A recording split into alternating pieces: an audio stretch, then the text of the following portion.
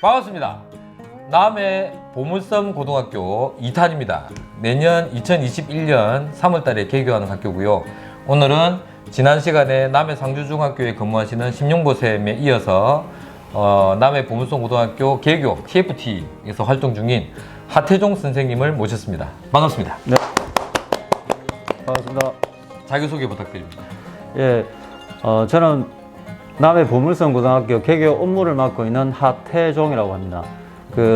이전에 태봉고등학교 근무한 경험이 2년이 되어서 지금 이 업무를 맡고 있습니다. 실제로 남해 보물섬 고등학교는 현재 공사 중입니다. 네. 네, 실체가 없어요. 예. 그래서 학교를 못 찍었는데 예. 그래서 하태종 쌤을 통해서 남해 보물섬 고등학교의 교육 과정이나 그 펼쳐질 그림을 우선 보여드리려고 모신 겁니다. 네. 그럼 남해 보물섬 고등학교에 대한 얘기를 좀 해볼까요? 네. 교육 과정은 어떻게 구성이 됩니까? 일단 기본적인 국영수 기본 교과목이 있고, 대안교과라고 일컬어지는 뭐 농사, 그 다음에 요리, 목공, 뭐 이런 것들도 있고, 또 LTI라고 해서 러닝 스루 인트레스팅 혹은 인턴십 해서 인턴십을 통한 배움, 흥미 관심사를 통한 배움 이런 것도 있고요. 예술 교과들도 있고, 예, 이렇게 진행이 되고, 뭐 해외 이동 학습도 있고, 국내 이동 학습도 있고, 뭐 나이를 하자면 이런 것들이 있습니다. 예. 태봉고등학교와 큰 차이가 안 느껴지는데요? 김영구 선생님 말씀하셨는데 TF팀이 만들어질 때 남해 상주중학교, 그 다음에 경남교육청, 그 다음에 태봉고 근무하셨던 분들이 이렇게 모여가지고 새로운 대안학교를 만들자고 해서 만들어졌거든요. 그러다 보니까 태봉고와 비슷한 교육과정이 나오게 되었어요, 사실은. 근데 이제 지금 여기만이 가진 좀 특징들이 좀 있습니다. 야, 그게 궁금합니다. 예.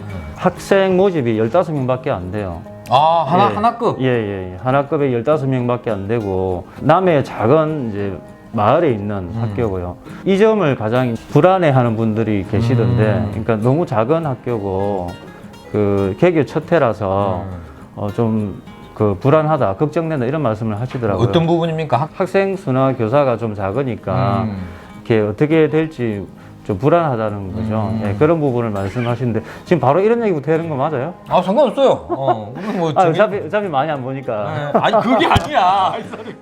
예, 편하게 해도 되는 거지. 남해에 있는 아름다운 마을에 자리한 학교인데 이제 학생들이 많이 이제 안 뽑으니까 좀 걱정된다 이렇게 하셨는데 다르게 생각해 보면 좋은 점들이 좀 있어요. 그러니까 이제 첫 번째는 개교 첫 해라서 여기 와서 이제 생활하는 배우는 학생들이 크게 배울 수 있어요.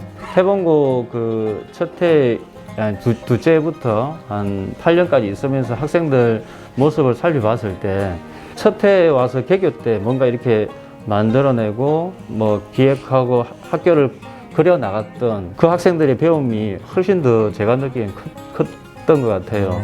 내면의 야성도 북돋아지고 예, 그런 모습들이 훨씬 더 클 수 있었던 것 같아요. 이런 게 쉽지 않거든요. 그렇죠. 예, 왜냐하면 여기는 교사, 학생, 학부모가 동등하게 자기 의사를 민주적으로 얘기하고 그런 관계를 만들기 때문에 가능하거든요. 그런 점에서 되게 좋은 기회죠. 15명밖에 안 되기 때문에 건물이 일반 학교처럼 있으면서 특별실도 많으니까 자기가 마음껏 이렇게 공간에 가서 조용하게 자기 시간을 또 가꿀 수도 있어요. 그래서 예를 들면은 도서관이 바깥으로 통창으로 바다가 보이거든요. 예, 그런 데서 앉아서 하루 종일 책을 읽을 수도 있는 거죠. 그리고 조용히 자기 시간을 가꾸어가면서 부드럽게 이렇게 자기 배움을 만들어갈 수 있죠. 선생님들의 보살핌 속에서. 예, 그리고 15명이니까 지금 작은 시골 학교에서 학생들한테 지원이 많이 가거든요. 그렇죠. 그래서 많은 지원이 돼요. 예를 들면 지금 이제 스마트 패드 제공도 할 것이고 학생들이 제일 좋아하는데 그 다음에 개인 서가 같은 것도 운영하고 거기서 이제 학생들이 원하는 책도 거기에 넣어줄 것이고 그렇게 한 사람 한 사람을 귀하게 보살피면서 갈 수 있는 그런 작은 학교라는 점이 한편으로는 되게 이제 이점이 될 수 있는 학교라고 생각이 들어요. 다른 여러 이제 대안학교와 다른 것도 또 말씀을 드리자면 환경 생태를 좀 생각한다는 그걸 조금 이번 이 학교에서 한번 해보자는 이런 게 좀 있어요. 일반 사립의 다른 대안학교들은 그런 가치지향적인 것들을 이제 해내고 이제 오랫동안 유지할 수 있는 면이 있는데 공립대안학교에서는 그런 것들이 조금 어려운 점이 있었던 그렇죠. 것 같아요. 이제 시작을 할 때는 이제 그 같이 애를 쓰지만 좀 지나고 나면 국어로만 좀 남고 한데 지금 여기서는 그 교육과정에도 환경수업을 편성해 놓고 인근에 지금 지역 마을에 그 청년들이 만든 판프라촌이라고 있거든요. 아, 판프라촌이 남해 있습니까? 네, 거기 가서 이제 청년들이 농사도 짓고 뭐 작업 자족하는 기술도 뭐 지금 연구하고 있고 실제 실천하고 있어서 지금 가서 만나보고 같이 교류하기로 했거든요. 그래서 예를 들어서 우리 학생들이 거기 가서 그 집짓기 워크숍을 할 수도 있고 아니면 그 팀들이 들어와서 워크숍을 진행할 수도 있고 이런 식으로 그 남해에서 할 수 있는 여러 가지 그 환경 생태 이런 것들을 한번 해보려고 합니다. 그래서 뭐 봉사활동도 남해 바다 지키기 프로젝트를 진행한다든지 예 그런 생각을 하고 있고 여기는 해양 수업도 준비할 거거든요. 네. 그래서 이제 아까 상주중학교하고 연대 교류한다고 했으니까 그런 걸 심화시켜 가지고 자기가 스킨스쿠버 잘하면 그런 거 자격증을 이제 취득하면서 동시에 이제 바닷속에 들어가서 쓰레기도 주워 올 수 있고 지구 시민으로서의 가치관도 이제 기를 수 있는 거죠. 그렇게 하면서 그래서 이제 해외 이동 학습도 다녀오고 이런 것들을 갖다가 이제 꿈꾸고 있습니다. 예. 그러면 학부모님들도 학생들도 궁금해하실 것 같은데 비용은 어찌 됩니까? 결론부터 말씀드리면 다른 공립대안학교와 비슷한 수준인데 한 달에 30만 원 내외가 될 것 같아요. 내나 기숙사비 포함이잖아요. 네, 다 포함해서 그렇죠. 그러니까 나가는 경비 그 정도 생각하시면 되고, 그러니까 기숙사비, 그 다음에 아침, 저녁, 그 점심. 식사비. 점심은 지금 그 지원이 되니까 오케이, 예. 오케이. 그렇게 해서 30만 원 정도 이제 대신에 그 해외 이동 학습이라든지 국내 이동 학습 이런 것들은 그 자가 부담을 해야 되고요. 수익자 부담. 예, 그렇게 해야 됩니다. 지금 보시는 분들은 직업 자녀들 그렇죠. 지금 당장 이제 입학하시는 분들에 대한 안내였던 거죠. 그렇죠. 예. 예. 그러면은 남해 보문성고가 그렇게 유지되려면 방금 아주 매력적인 커리큘럼을 말씀해 주셨는데 사실 저도 보면 아무리 교육과정이 훌륭해도 좋은 교사가 필요하거든요. 교사 수급 문제는 어떻게 되는 겁니까? 지금 일단은 민간 위탁형이란 말이 달려 있어가지고 그 많이들 이 부분에 대해서 궁금해 하시더라고요. 그 만들어지기 전까지는 그 여러 가지 교육과정이라든지 이런 것들에 대해서는 같이 하지만 만들어지고 나면은 사립재단에서 같이 하는 것들은 이제 그 학교 운영에서는 전혀 없고 공립학교에서 운영하는 것처럼 공립학교입니다, 그냥. 아, 그럼 예. 도교육청에서 관리하는 그렇습니다. 겁니까? 예. 그래서 공립학교로 생각을 하시면 알맞은 것 같고요. 이게 처음에 도움은 그렇게 받고, 예, 근데 같이 하는 거죠. 그 저기 만들어지고 나서 상주 학교 측과는 여러 가지 교육적인 면이라든지 마을 학교로서 그 다음에 이제 일반 선생님들을 그 우선 선발을 합니다. 정보 특례를 통해 가지고 예 그렇게 해서 그 뜻있고 열정 있는 분들을 모시려고 애를 쓰고 있습니다. 그렇게 지금 연락 오시는 분들도 있고요. 제가 알기로는 내년에 4명의 스님이 네, 그렇습니다. 예. 기존에 이제 그 학교에서 이 그 하고 싶었던 바를 이제 시스템이나 제도 때문에 좀 어려움을 느끼고 있었던 분들이 좀 새로운 그 기존의 입시 위주 교육 말고 좀 새로운 교육 과정을 통해서 이 교육 본질을 좀 회복해가는 그런 교육을 해보고 싶은 분들이 의외로 많아요. 그렇죠, 그래서 그렇죠. 그런 뜻을 모아서 이제 그 가는 학교로서 그런 선생님들이 지금 문의하고 있고 곧 이제 정보특례 모집을 합니다. 아, 예, 다행이다. 예. 그러면은 보문성고등학교는 상주중학교하고 달리 선생님들 연한이 정해져 있겠네요. 그렇죠. 예, 4년 기본하고 8년까지 있을 수 있습니다. 8년 예. 똑같네. 예. 그러면 보문성고등학교도 학교 법적 지위로 보면은 각종학교. 각종학교, 예, 그렇습니다. 각종학교는 그 국어 사회만 국가 교육과정의 50% 수업을 이수하고요. 나머지는 자유입니다. 자유. 그럼 여기 지금 입학 설명회 자료집을 준비해 오셨습니다. 학교가 그림으로 보면 상당히 크네요. 네, 크죠. 한 학년에 15명이면 3학년 다 차도 55명 이런 45명. 45명이라는 얘기인데 예. 지금 저 비웃은 겁니까? 신용보 씨? 수학생이 돼가지고. 산수도 할 수 있는 학교의 비전이 뭡니까?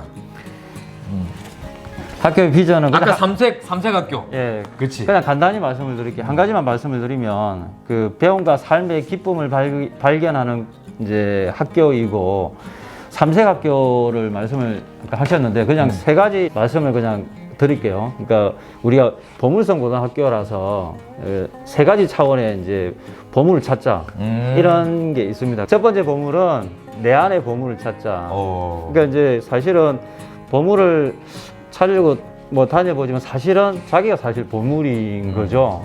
옆을 볼 자유 속에서 내 길을 찾자. 그리고 내 안에 무한한 가능성을 찾자. 이런 의미로 이렇게 얘기를 하고요. 그 다음에 또 한 가지는 관계의 보물입니다. 관계의 보물. 서로의 관계 속에서 공동체를 이루면서 그 속에서 만들어지는 이 다양한 의미, 배움, 이런 것들이 많잖아요. 그래서 민주적인 그 관계, 그 다음에 평화로운 관계, 우리 학교에서는 학생자치, 공동체 회의, 뭐 주열기, 회복적 생활교육, 상담 뭐 이런 것들이 이제 준비되어 있죠. 그 다음에 마지막으로는 지구 마을의 보물을 찾자. 예, 이런 건데 이제 바깥으로 나가면은 여러 가지 배울 거리가 많잖아요, 그죠? 그래서 여기 특히 남해니까 아름다운 마을에서 마음껏 놀고 배우자. 그 다음에 지구 마을에는 배울 게 많으니까 여행을 같이 떠나자.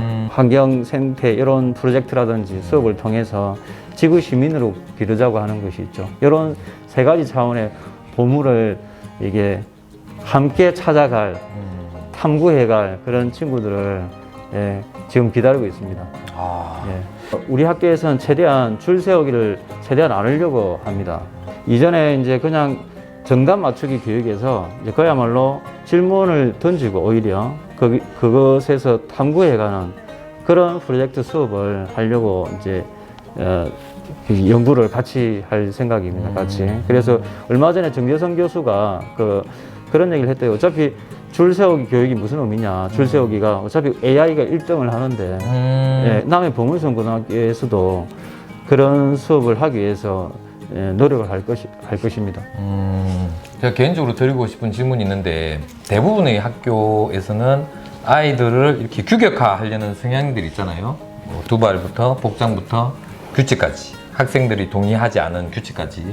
근데 그런 학교 쭉 계시다가 태봉고등학교라고 하는 좀 다른 색깔의 학교에 근무하셨고 다시 일반 학교로 가셨는데 솔직히 까놓고 말해서 교사로서 아이들을 봤을 때 학교 교사로서 이거는 학교에서 진짜 좀 잘못하고 있는 것 같다. 학교가 초등학교든 중학교든 고등학교든 아이들을 좀 이렇게 대하면 좋겠다. 그런 생각이 있으시면 좀 말씀해 주세요. 대한학교의 장점이 좀 더 제도가 좀 느슨하고 그다음에 학생하고 교사 사이가 좀 민주적인 관계를 추구하고 소통을 중시하고 그리고 학생 중심의 자치를 강조하고 학생들은 최대한 자유를 누릴 수 있고 그 속에서 애들이 훨씬 더 잘 크는 것 같아요. 경험적으로 확인하신 겁니까?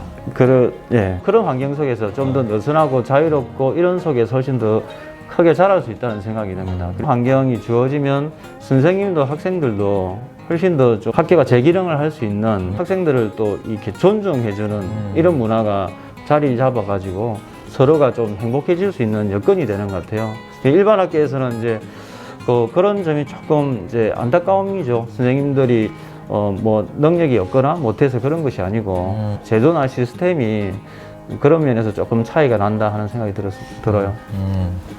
무슨 말을 했는지 모르겠네요. 방송 보면 부끄러울 겁니다.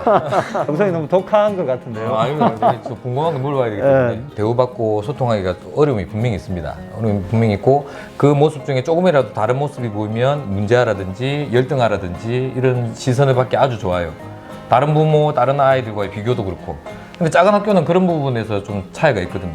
작은 학교에서는 그런 학생들이 있다더라도 이 학생은 좀 다른 아이, 그리고 우리의 도움이 필요한 아이, 같이 해결할 수 있는 좋은 교육거리가 됩니다. 보물성 고등학교도 상당히 기대가 됩니다. 저도 내년에 건물이 완공되면 한번 꼭 찾아가 보고 싶은데 아직 고등학교에 대한 결정을 못 하신 학생들 그리고 부모님들 계시다면 남해 보물성 고등학교 관심 가져주시면 고맙겠습니다. 마지막으로 하실 말씀 있으시면. 문제아 학생 이런 말들을 흔히들 쓰는데 사실은 대한학교에서는 그런 말을 오히려 문제 학생으로 보는 것을 문제다, 보는 것이 문제다 이렇게 얘기를 하고 같이 더불어 살면서 이 공동체를 이루면서 살다 보면 학생들이 그 작은 학교에서 다양한 갈등과 문제가 생길 수 있거든요. 같이 공부하고 성장의 계기로 삼고 그러면서 더불어 살아가는 방법도 배우고 그러면서 어른이 돼가는 거죠. 예, 그걸 곁에서 함께 해주는 기다려주는 사람들이 선생님들이 계시고 예, 그런 학교를 꿈꾸고 있습니다. 남해 보문선고 응원하겠습니다. 화이팅! 감사합니다. 네.